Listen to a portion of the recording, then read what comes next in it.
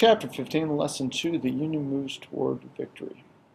So things are going along in the Civil War, and lots of battles that we won't have time to talk about, things like the Battle of Chancellorsville, the Battle of Fredericksburg, Shiloh, Second Manassas, all these battles, tremendously important in a lot of ways. But it just becomes a series of very bloody and messed up battles. The war, though, was primarily fought in Confederate territory. The Union lost a lot of these battles because the superior generalship, that just means simply that the officers that were controlling the troops, they were had better plans than the Union troops did. That's one of the reasons why the war lasted for so long. Both sides were weakening their support, but they certainly did keep fighting. Now, one of the most important battles is a battle called the Battle of Antietam. And this happened in 1862.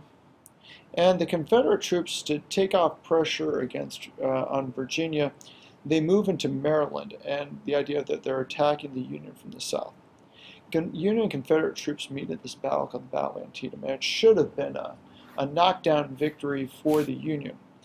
It's really just amazing that it wasn't. This guy McClellan, he was going up against Lee, except for what Lee didn't know was that McClellan had found the secret troop movements that Lee was doing when someone had left behind 3 cigars with something wrapping around them, and it turned out to be the troop movements that were in that that were wrapped around those cigars. So McClellan knew exactly where Lee was going. He certainly could have attacked him and destroyed him if he'd actually acted quickly, but he didn't, and therefore the battle ends up being kind of a stalemate, but not tremendously. It still is a Union victory, viewed as a Union victory, but McClellan was really good at training his troops, but he didn't like fighting with them very much. He always thought that he needed more troops. But so what ended up happening was this battle here. The first part of the battle, they go in from the north. The Union troops fight from the north, and it looks like they're going to win. And then McClellan pulls back. Then they attack here at the center here, and it looks like they're going to win. And then they pull back. And then finally at the bottom here, they attack going across this bridge, which nicknamed Burnside's Bridge for the name of the general that was in charge. And he goes ahead and he gets across, fights, and McClellan will again not send in the reserves. This is the bloodiest day in U.S. history. 22,717 were wounded or killed, and that's just a tremendous amount. This is the worst one-day battle of the war.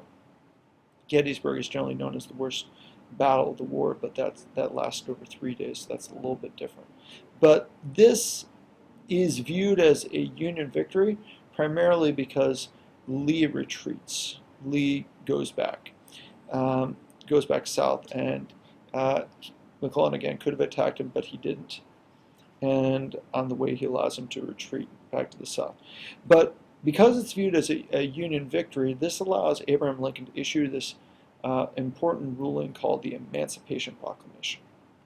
And in the Emancipation Proclamation, this was Lincoln didn't feel he could do it after all these losses that he'd had. But what this document does is it frees the slaves in all states that are still in rebellion. So it didn't free slaves across the Union, or where there was control of the Union forces, and so it technically freed no slaves, but it made it clear that if you're in rebellion and we take over your territory, you're going to lose your slaves. And this was hugely important because it changes the war and makes it so it's now a war that really focuses on slavery. And this affects internationally the support of the South, because now France and England particularly don't get involved because they don't want to be involved in a war that is directly supporting slavery. Juneteenth was celebrated on June 19th, 1865. This was the day when the very last slaves in Texas were freed, and this is an image of some of the slaves years afterwards that had been freed, and them celebrating on June 19th, 1865, and then after that. The the fighting was horrendous. Both the old and the young fought. In the Battle of Shiloh, which was this battle in Tennessee, Tennessee saw more fighting than any other state except for Virginia. The Battle of Shiloh, more men died than in all previous wars combined, and that was just in one battle for 2 days. 54th Massachusetts was an important regiment. That it was an all-volunteer regiment. It was the story is portrayed in the movie Glory, and it's about this African American regiment that was led by white officers, but was all volunteer African Americans. Some of them freed slaves, some of them slaves that escaped, some of them just born free, and they served in the army with distinction. This is an image of their assault on Fort Wagner, which did not go well. Over half of the regiment either died or was wounded, and it was a really vicious fight. And it turned out that the Fort Wagner didn't fall until really the end of the Civil War. But it showed people fighting bravely for their freedom and for the freedom of their relatives, of the people that were still enslaved, and that really changed people's perceptions on some level. Now, there were some actually African Americans who fought in the South for the South, and that always surprised me. But they were told they would get their freedom, but a lot of them were more likely to serve in positions like a hospital service. But there was always this worry about if you armed the slaves or armed free African Americans, then suddenly you'd have a rebellion on your hands. So they were always careful with it, but some actually fought for the South. In the war, there were also a lot of roles for women. Now, in some cases, women were not allowed to fight. There were an occasional woman who went ahead and dressed like a man in disguise so they could fight in the war. Many went to work in northern factories, and others worked as nurses. Clara Barton is one of them, and she started the Red Cross and assisted in operations and giving out food. And as a matter of fact, one time when she was helping surgery on someone, someone shot through her sleeve and killed the guy who she was helping out. So that's how close she was to the battle at some points. Women in the South took over running plantations and farms because a lot of times the men were away.